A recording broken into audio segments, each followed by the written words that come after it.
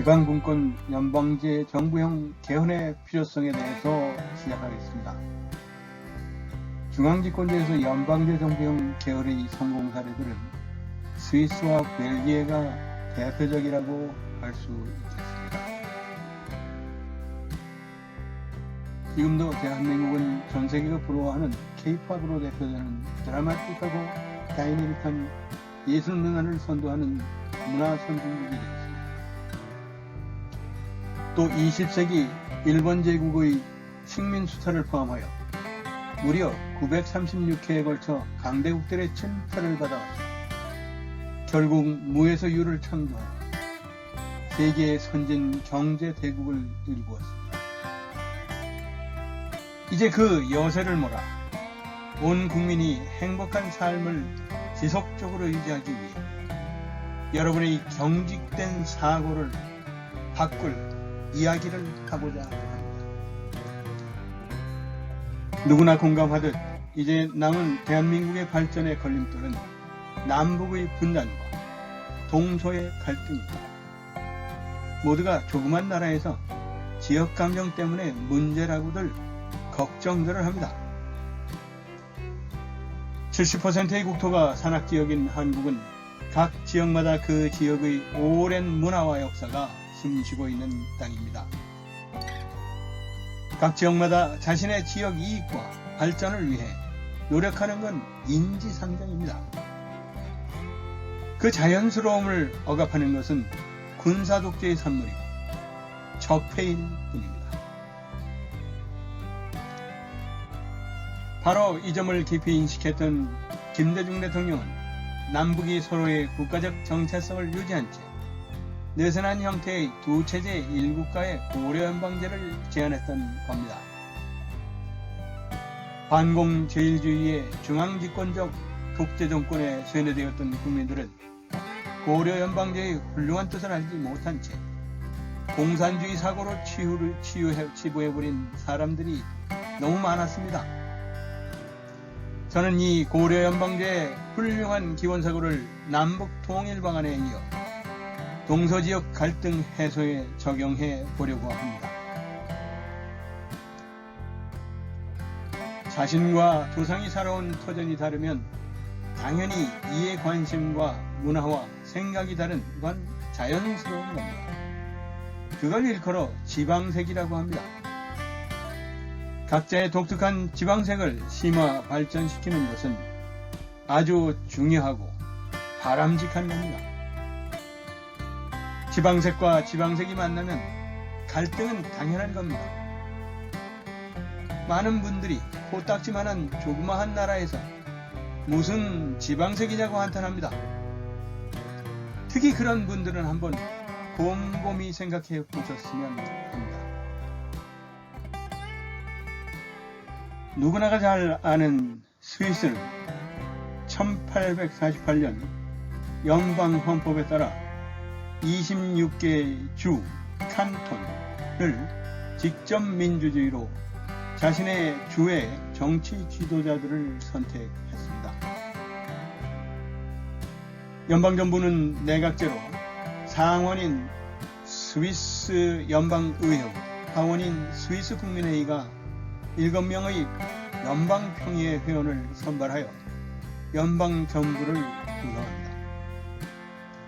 이 연방평의회에서 7명은 각 부처의 장관 강요로 선출이 됩니다. 선출된 7명의 장관은 1년씩 번갈아 연방평의회 의장 겸 대통령을 맡습니다. 스위스 대통령은 대외적으로 국가를 대표하는 국가원수일 뿐 행정수반은 아닙니다. 스위스는 행정수반을 따로 두지 않고 서로 대등한 관계인 7명의 강요들의 집단지도 체제로 정부를 운영합니다. 그래서 스위스 정부 형태를 스위스식 회의체라고 부릅니다.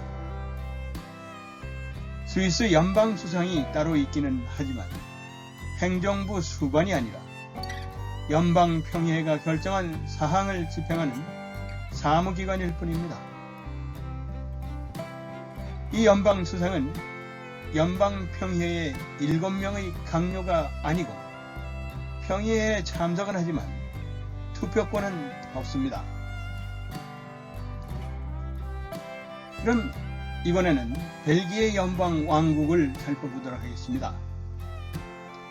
벨기에는 전통적으로 중앙집권적인 단일 입헌군주국가 체제를 유지해 왔습니다. 하지만 플라망어와 왈롱어로 나누어진 양대 언어권의 대립이 갈수록 격화되어 1970년부터는 언어권을 기준으로 하는 연방제를 목표로 국가개혁을 추진하였고 1993년의 헌법 개정에 의하여 결국 연방제 국가가 되었습니다. 그러함에도 북부와 남부의 양대 언어권의 갈등이 2008년 이후 다시 폭발했습니다. 급기야 언어권에 근거한 국내의 연방제 대신 지역자치정부의 권한을 대폭 강화하는 연립정부를 구성하여 지방정부와 공동체정부가 혼재하는 지역 이해관심을 포용하는 정부 구성안을 개헌했습니다. 오늘날 벨기에에는 연방정부 아래에 3개의 지방정부와 3개의 자치지역, 리전, 4개의 언어공동체, 커뮤니티, 그리고 3개의 공동체 정부가 혼재하여 운영되고 있습니다. 3개의 지방정부는 왈롱, 브루셀, 플란데런입니다. 3개의 자치지역 리전은 독일어와 프랑스어 지역, 이중언어 지역, 네덜란드 지역으로 나뉩니다. 또 4개의 언어 공동체 커뮤니티는 독일어 지역, 프랑스어 지역, 이중언어 지역, 네덜란드 지역으로 나뉩니다. 3개의 공동체 정부는 벨기에 독일어 공동체, 벨기에 프랑스어 공동체, 프랑스 공동체로 나뉩니다. 이 이외에도 중요성이 많이 감소하긴 했지만 10개의 주 프로빈스와 589개의 범민이 존재합니다. 자치지역 리전은 영토적 논리에 따라 고용정책을 포함하는 지역경제 발전, 산업구조 조정, 환경, 건축, 상하수도, 에너지정책, 수로, 지방정부, 통상 등에 대한 관할권을 부여받았습니다. 또 언어공동체 커뮤니티는 문화, 언어정책, 교육, 보건정책, 복지, 이들 분야에서의 국제협력 등과 같은 개인과 관련된 문제를 책임집니다. 마지막으로 연방정부 페더럴 오토리티에는 국방, 사법, 안보, 사회보장, 재정금융 정책에 대하여 배타적 관할권이 인정되었습니다. 벨기에 왕은 국가를 대표하는 국가 원수일 뿐입니다. 이처럼 복잡하게 얽히고 설킨 정부 구성이 대립은 해소되고 행복하게 잘 살고도 있습니다. 그러면 한국이 나가야 할 연방제 방안에 대해서 살펴보겠습니다.